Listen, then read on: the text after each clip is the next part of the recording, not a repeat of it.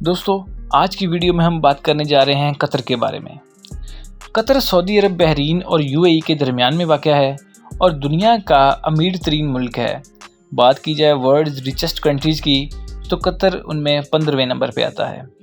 इतना अमीर कि इसकी पर कैपिटल इनकम $1,28,000 है, जो कि पड़ोसी मुल्क यूएई, अमेरिका, सिंगापुर और सऊदी अरब से भी ज़्यादा है।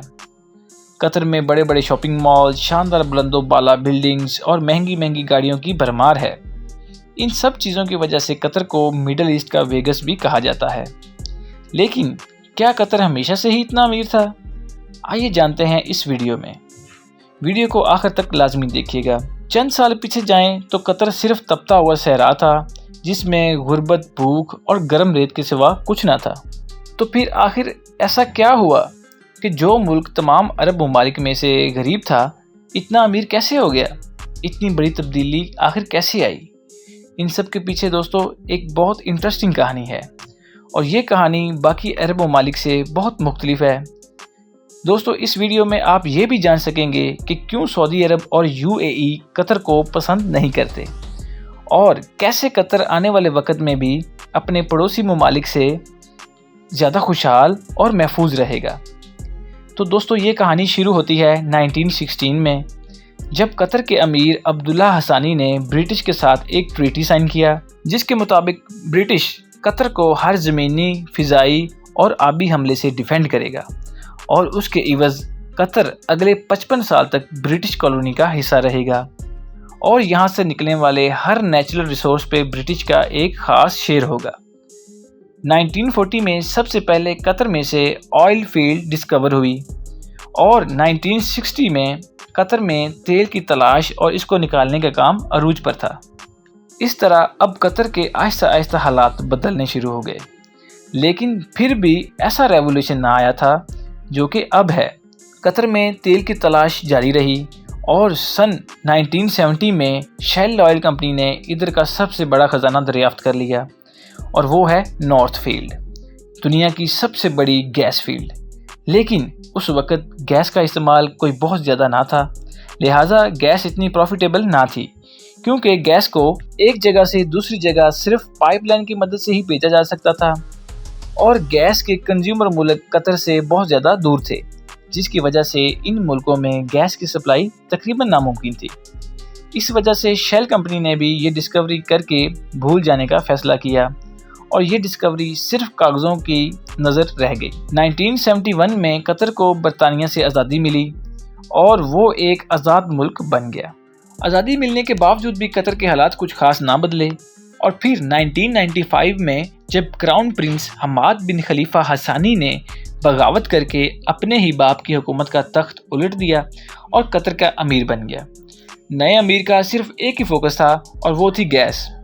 हमाद बिन खलीफा ये जानता था कि कतर की तकदीर सिर्फ गैस ही बदल सकती है, इसलिए इसने अपना तमाम तर फोकस एक बहुत रेयर टेक्नोलॉजी जिसको गैस लिक्विफिकेशन कहते हैं, इसमें अपना बहुत सारा पैसा खर्च किया। दोस्तों, लिक्विफिकेशन एक ऐसी टेक्नोलॉजी है जिसमें गैस को बहुत ज़्यादा ठंडा करके लिक्विड फॉर्म में ऑयल की तरह कन्वर्ट किया जाता है, ताकि इसको भी ऑयल की तरह एक जगह से दूसरी जगह शिप किया जा सके। गैस लिक्विफिकेशन में गैस को -161 डिग्री सेंटीग्रेड तक ठंडा किया जाता है। इस तरह इस प्रोजेक्ट में कतर ने अपनी सारी रकम खर्च कर दी और आज कतर पूरी दुनिया में गैस का सबसे बड़ा एक्सपोर्टर है। कतर से गैस इंपोर्ट करने वाले मुल्कों में जापान, कोरिया, चाइना और स्पेन शामिल है। इस तरह कतर में बिलियंस ऑफ डॉलर्स आने लगे और कतर के हालात पहले से बेहतर होने लगे।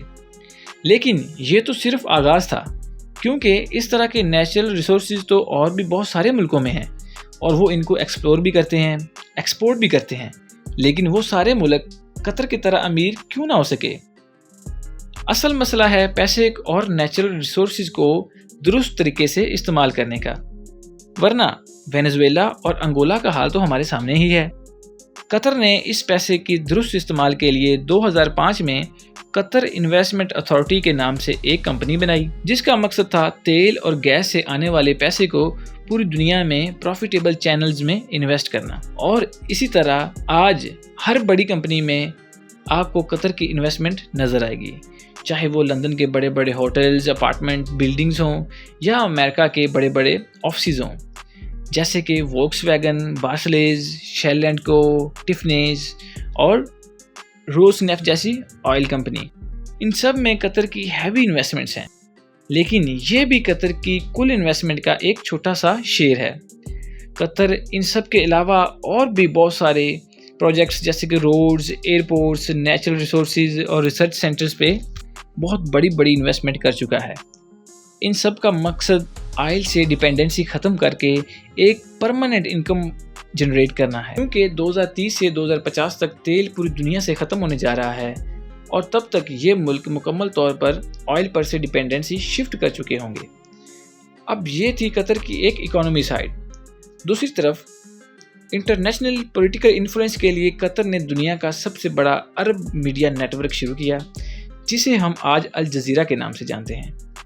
چونکہ قطر ایک لمبے عرصے تک سعودی عرب کے قبضے میں رہا ہے اور قطر کے نئے خلیفہ حماد بن ازر یہ بات جانتے تھے کہ اگر قطر پوری دنیا میں اپنی پہچان بنانا چاہتا ہے تو اس کے لیے ایک نیٹ ورک ہونا بہت ضروری ہے۔ اس لیے الجزیرہ نے قطر کی آواز اور اس کی نریٹو پوری دنیا تک پہنچانے کے لیے بہت اہم رول پلے کیا ہے۔ الجزیرہ 2010 میں عرب اسٹرائک کو بھی آن ایئر کرنے والا واحد چینل تھا۔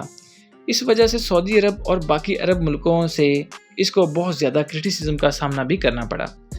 الجزیرہ کا انفلوئنس اتنا زیادہ ہے کہ 2017 میں جب تمام عرب ملکوں نے قطر کا بائیک آؤٹ کیا تو اس بائیک آؤٹ کو ختم کرنے کے لیے سب سے پہلی جو ڈیمانڈ رکھی گئی تھی وہ تھی الجزیرہ کو بین کرنا، اور UAE میں تو 2017 سے آج تک الجزیرہ بینڈ ہے۔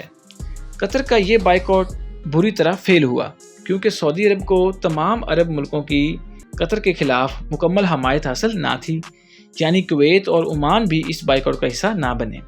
قطر کے ایران اور ترکی کے ساتھ بہت اچھے تعلقات ہیں، گو کہ سعودی عرب اور UAE قطر سے ناراض تھے، لیکن انٹرنیشنلی ایک نیوٹرل اسٹیٹ جانا جاتا ہے اور اسی لیے سوائے 6 ملکوں کے کسی نے بھی اس بائیک آؤٹ کو سپورٹ نہ کیا۔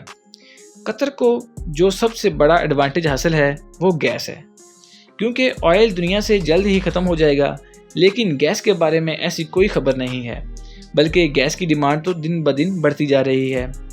حالیہ رشیا اور یوکرین کی لڑائی میں رشیا کی طرف سے گیس پائپ لائن بند کرنے کے بعد قطر کی گیس کی ڈیمانڈ 10 گنا بڑھ چکی ہے، کیونکہ اب یورپین کنٹریز بھی گیس کے لیے قطر سے رابطہ کر رہے ہیں اور یہ قطر کو مزید امیر بنا دے گا۔ 22 میں قطر کے انرجی ایکسپورٹ پہلے ہی $100 بلین کراس کر چکی ہیں۔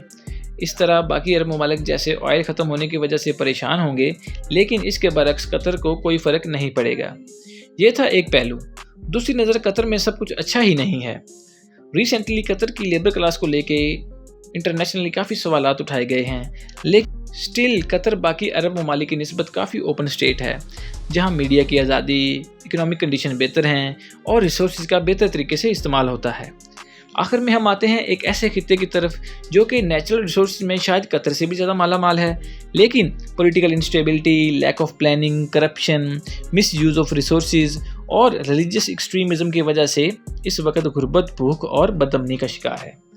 قطر کی آبادی کا تقریباً 60% ساؤتھ ایشین، انڈین، پاکستانی، بنگلہ دیشی اور فلپائنز ہیں، جو کہ قطر کی پاپولیشن کا سب سے بڑا گروپ ہیں۔